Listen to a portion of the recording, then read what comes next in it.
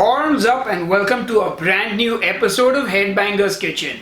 My name is Sahil, and whether you wanted more Keto Greek recipes or not, here I am today with another Greek recipe. And today we are going to be making gyros, which, well, I hope I pronounced it correctly, is a delicious Greek wrap with meat in it, and we are basically making the meat part of it. So we're doing a chicken gyros, which is chicken thighs that I'm going to marinate and put on like a spit and then roast it in my oven, and it's going to be delicious. Anyway, enough jibber jabber, let's get cooking. So we are going to start by making the marinade for our chicken, and I'm going to start with some full fat Greek yogurt.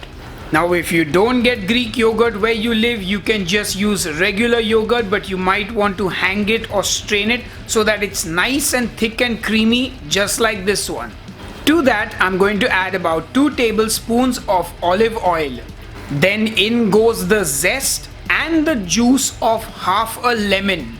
The next thing I'm going to add is some minced garlic. Then of course I season it liberally with some salt. There's nothing worse than food that isn't salted properly. Then some black pepper powder, some paprika powder, some cumin powder, some coriander powder, some chili flakes for a little bit of heat. You can also use cayenne pepper if you like, and some fresh thyme. And then of course you're going to give it all a good mix. Now you can also use dried thyme, you can also use oregano if you like, but since I had some fresh thyme at home, I was like, I need to use this somewhere, so it was perfect. Anyway, once you've given that all a good mix, set it aside. Now onto the chicken, and I'm using boneless and skinless chicken thighs, and you should too. So what I'm going to do is take some cling film and I'm going to put it on the chicken breast and take my meat mallet and whack it and pound it with the flat side of the meat mallet and just kind of thin it out and even it out a little bit. What this will do is ensure that the meat cooks evenly. Anyway, once you've pounded out all your chicken, it's time to add the marinade to your chicken thighs. And then once you've added that marinade, you gotta get down and dirty and use your hands and give it all a good mix. You want to make sure that the chicken thighs are coated all over with that beautiful marinade. And then I'm going to cover it with some cling film. I don't know why. Actually, you could just use a plate and avoid using the plastic, and put it in the fridge for 24 hours. After 24 hours, our chicken is marinated and ready to cook now. So what I'm going to do is take a regular onion. Take the biggest one you can find, and then you want to cut off the bottom of the onion so that it can stand upright, and then you want to cut off the top as well so you have a nice thick chunk of onion. What you're going to do is you're going to take some wooden skewers, 2 of them, and push them through the onion. So what you're basically doing is creating a vertical spit, and the onion is the base that holds everything together. So you get like a little homemade spit that is going to basically you're going to put the chicken on and cook it. I'm going to get my baking tray lined with foil, and I'm going to put my homemade spit on it, and then I'm going to put the chicken pieces on one at a time in an alternating direction. So what we're doing is we're basically creating like those beautiful spits you see in normal shops where they cut the meat off the skewer. And yeah, I mean, this is your homemade version of it. So put those pieces on. And this is a pretty impressive looking dish at the end of it, trust me.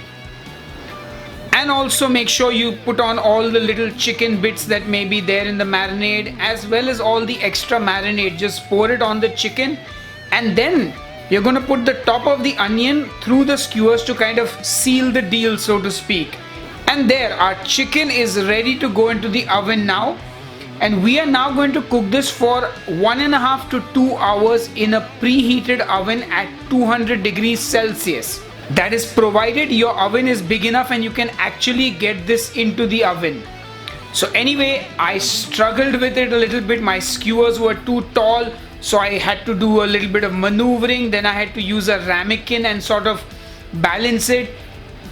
Anyway, after a lot of work, I managed to get it into the oven and upright, and now I'm just gonna let it cook. And after about an hour and a half of cooking, our chicken is ready. And I don't know what to say, it looks so good. I mean, that chicken looks delicious. I can't wait to cut into it. It just looks like it's asking to be eaten. It needs to be eaten right now. But of course, I have to cut into it first and show you what it looks like. So I'm just going to take a knife and slice some of that chicken right off the spit. The fake spit, the wooden spit, whatever you want to call it.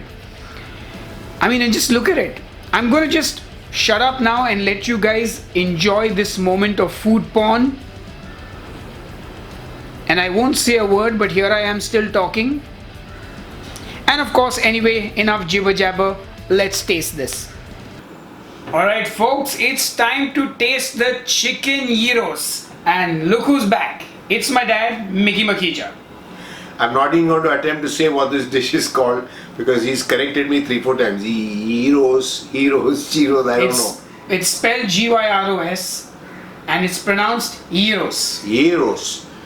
Looks complicated, but I'm supposed to roll it, wrap it and eat it. I'm going to do just that. Right, so in case while he's doing all that, I have basically taken the chicken and got some tzatziki on a lettuce leaf, and we're basically making lettuce versions of it because I didn't have time to make the keto naan to sort of go around this. But if you want the recipe for a keto naan that would make a good substitute for pita bread, click here on the I button and get it.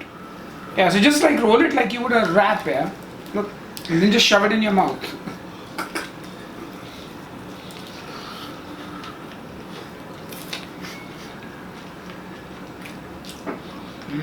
The first thing that comes to mind is messy, but tasty. There's some kind of a mayo base. It's not mayo, it's yogurt. Tzatziki. Tzatziki. And succulent pieces of chicken. There's some onion. And the healthy part is the green vegetables. Cannot miss them. Oh yeah, what I did was the onion that was under the chicken, that becomes delicious and soft. So I just chopped that up and put that in as well. And it's awesome. And I've given you some extra chicken here. One of those burnt pieces which you like. And what I love is there's such a variation in textures, that crunchy chicken that gets sort of charred on the outside and the soft chicken underneath that, you know, is still juicy and moist. I think my wrap is better wrapped than yours. You've dismantled yours. You probably practiced before I came here. This is my first attempt. Anyway, hopefully you liked it. It's very good. I think my dad liked it, but he's not enjoying the mess. So we're going to go off camera where he can probably eat it with a fork and knife. And I will see you on the next episode of Headbanger's Kitchen. I won't attempt to eat this in a restaurant like this with my fingers. They'll give you pita bread in the restaurant. Like proper pita bread, not this lettuce substitute. I like this. Yes. Anyway, while we go and enjoy the rest of our gyros, I will see you on the next episode of Headbanger's Kitchen. Cheers and keep cooking. Keep eating. Hey folks, if you like what I do and want to support the show above and beyond just keeping that ad blocker disabled, you can get one of these Headbangers Kitchen t-shirts, or you can buy my brand new keto recipe book called Keto Life. Link to order all of it in the video description box just below this video. And of course, if you enjoyed the recipe, please hit the thumbs up button and do subscribe to Headbangers Kitchen. I'm also a death metal musician. You can click here and listen to one of my songs, or more keto recipes right here.